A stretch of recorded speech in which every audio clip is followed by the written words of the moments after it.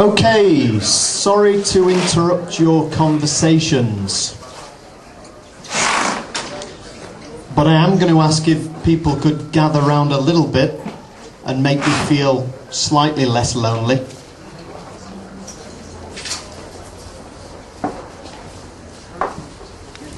Okay, welcome to IIT, welcome to Crown Hall, and welcome to the exhibition of Tall and Green Skyscrapers, Typology for a Sustainable Urban Future.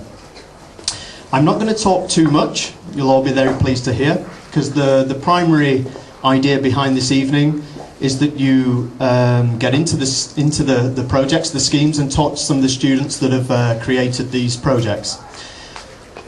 All I want to do really is just highlight a couple of things about the work that you see on the walls here. The first thing to highlight is the starting point for the studio's work, and I think this is important. As the Executive Director of the Council on Tall Buildings and Urban Habitat, I need to be very careful what I say, but actually I think that the vast majority of tall building designs around the world are actually pretty poor pieces of design. I think they can tend towards the megalomaniac, is that a word? If not, it should be. And the predominant design approach seems to be one of two directions. The first is the vertical extrapolation of an efficient floor plan, i.e. the commercial model, and the second design approach seems to be the sculptural iconic approach, i.e.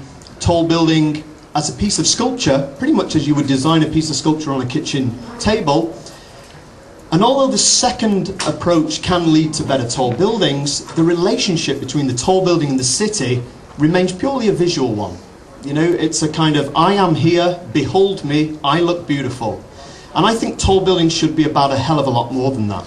And the starting point for this design studio is that the tall buildings respond to place. That they are born of place, as opposed to just born of an idea to become something quite beautiful and sculptural. They do this in a number of ways. They relate to place by taking some cue from either the physicalities of place or the environmental aspects of place. And in today's world, the challenge through climate change, the environmental agenda is especially important. I cannot talk about all the 8 schemes, but what I want to just highlight to you is some of the ideas behind these schemes. And for any hard-nosed professionals that are joining us tonight, let me just put this in perspective. This is one, or in some cases, 2 students working on their own with a bit of support from me for 12 weeks. Yeah, so the display that you see above you, which may not be as fully resolved as some of your high-rise projects in the office, that's why. And I think they've done an incredible job to get it to the point that you see now.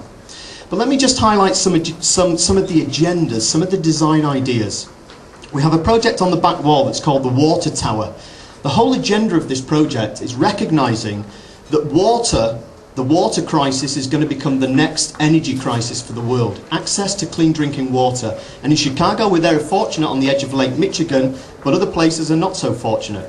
And what that tower looks to do is to recycle 180% of the rainwater falling on the site.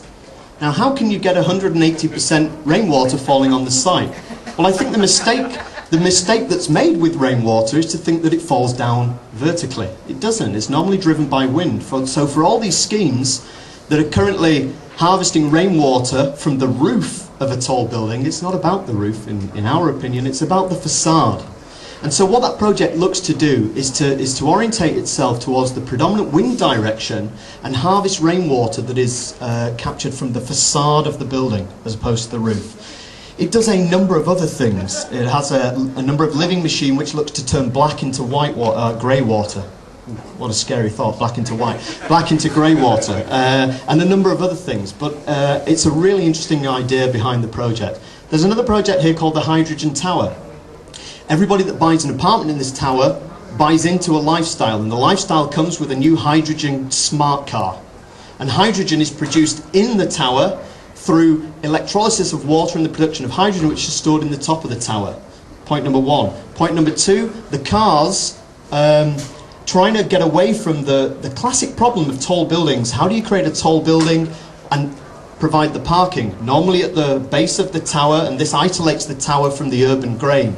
So what these students were looking to do was to fragment the car parking, where everybody gets the suburban ideal of parking their car in their garden.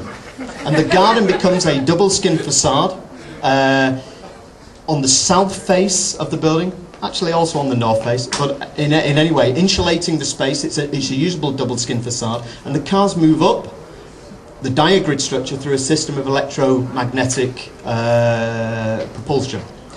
Are the ideas utopian? Of course they are, but we need to be thinking at this level to meet the challenges of climate change and the things that address us. Project in the corner, the solar thermal tower. Solar thermal tower. This is not about putting PVs on the outside of your building. There are now solar power stations in Seville, in Spain, whole areas of desert where you have hundreds of mirrors laid in the desert, focusing the solar energy onto a solar collector. These exist now, solar power stations. This project looks to take that technology and apply it to a tall building. A very difficult proposition, but actually something that's worthy of study, and that's what those students have done, I think, to quite great success, to see how a tall building can harvest the solar energy through means other than just PV, photovoltaics. The Sky Farm, which actually is one of my favourite projects. This is very much related to place. It takes its cue from the City of Chicago's initiative to implement green roofs. Probably at the forefront internationally for green roofs. What do the green roofs do? They insulate the building better, they reduce heat island effect by reducing asphalt and black. Great steps. But what happens if we start to link those green roofs and create green eco-corridors in the city? Then we could start to use those green spaces as places for recreation, places for agricultural produce, places even for livestock. And I can see people shaking their heads.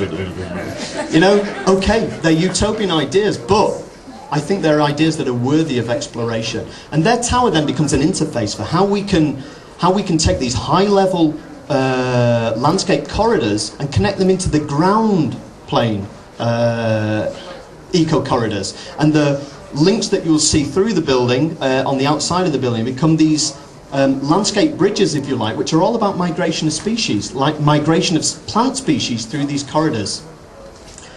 I said I wasn't going to talk too much, and I'm already talking too much. Okay, there are various other projects. The project here, Chicago Gateway, very much linked into the site, creating a gateway over Lakeshore Drive, and also creating this same idea of a green bridge, which you can see there on the right hand side, a green bridge linking the landscape from the ground plane up into the sky.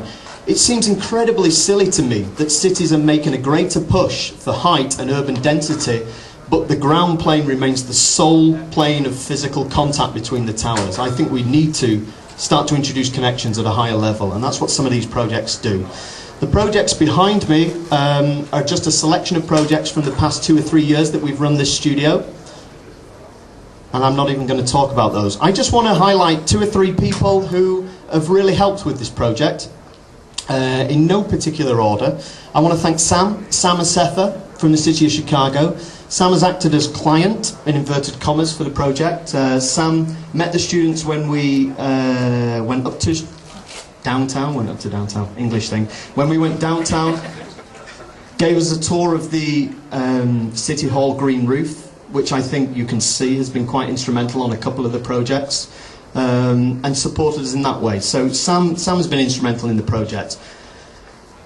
Looking around for faces, we've had a number of people that have inputted almost on a weekly basis. I've got to mention Arab, who have been absolutely, totally supportive of this project, primarily through Nancy and Ian Buckley, Nancy Hamilton and Ian Buckley. Ian's been with us every 2-3 weeks. Where are you? There you are. Ian over there, providing structural support. Ian's a structural engineer, and he's provided structural support to all the students, and I think you can see that these are not just utopian ideas. All the projects do get through to a detailed level of structure and constructional detail. So many thanks to Ian. Matthew Cool. Is Matthew here? Okay, Matthew's one of the lead architects from Perkins & Will on the Chicago Spire project in conjunction with Calatrava. And as you've probably all gathered now, this project is on the Chicago Spire site. And Matthew's been with us a number of times, and his input has been much appreciated. Majoub El Nameri, who's a professor here in the college. I don't know if Majoub's with us, but he has also lent structural engineering support. The guys from SOM, Lucas and Peter, set up an excellent tour for us on the Trump Tower. And to many of you in the high-rise industry who see these projects on a regular basis, the opportunity as a student, and I know this from my own days, to actually see a tall building under construction and get up to the 60th level or whatever it was, is quite a unique experience. So we thank SOM very much for that. Have I forgotten anyone to thank? I'm going to finish by thanking the students. They've had a torrid time with me this semester, and the grades are not out yet. So you know, if you ask them, is he a good professor? Or, you know, the jury's still out. But I've worked them extremely hard. I doubt they've probably been worked as hard as they've been worked this semester. Every week we have a pin-up. There's a lot of things been going on.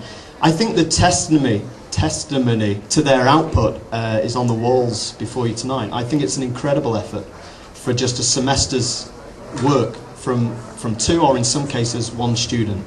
So if you've not done so already, the students are here at your disposal. They know the projects better than I do, and they're here to walk you around, talk you through their own ideas, but also talk to you about their fellow students' projects as well, because this is very much a studio's work.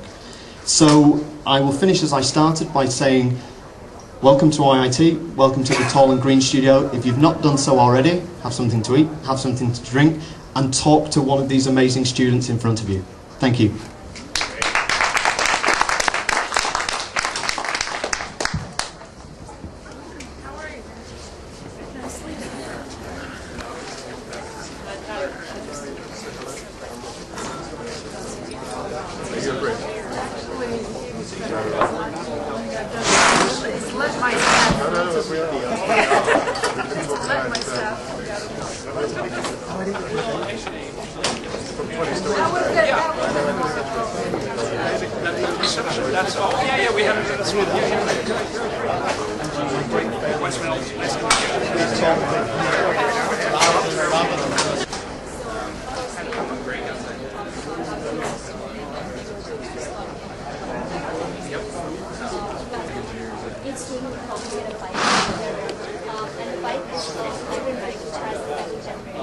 So as you bike the power that is generated from the storage battery, and you come back and you kind of dock it in the system, which is a centralized system.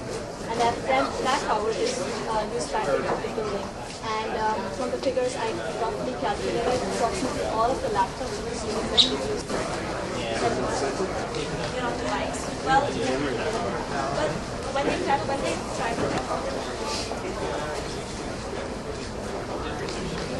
generating more power.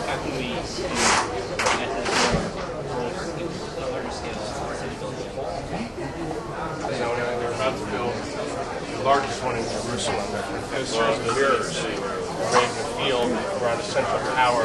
All of these mirrors focus their sunlight on a central receiver, which then captures the heat from all of those.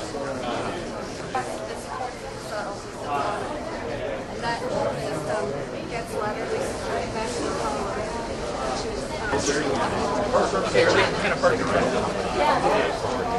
I didn't realize it was actually 4. This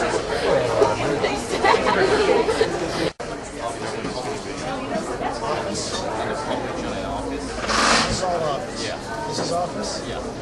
What is writing? This is a book. Yeah, from the kind of regulation So what is this? This is from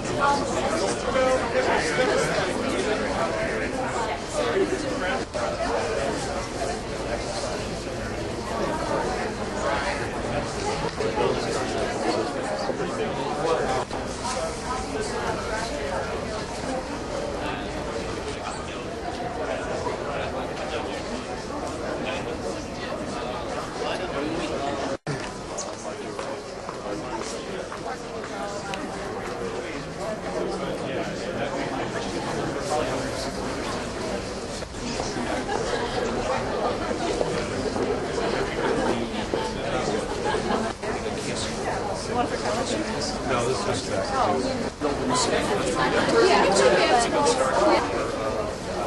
I remember now.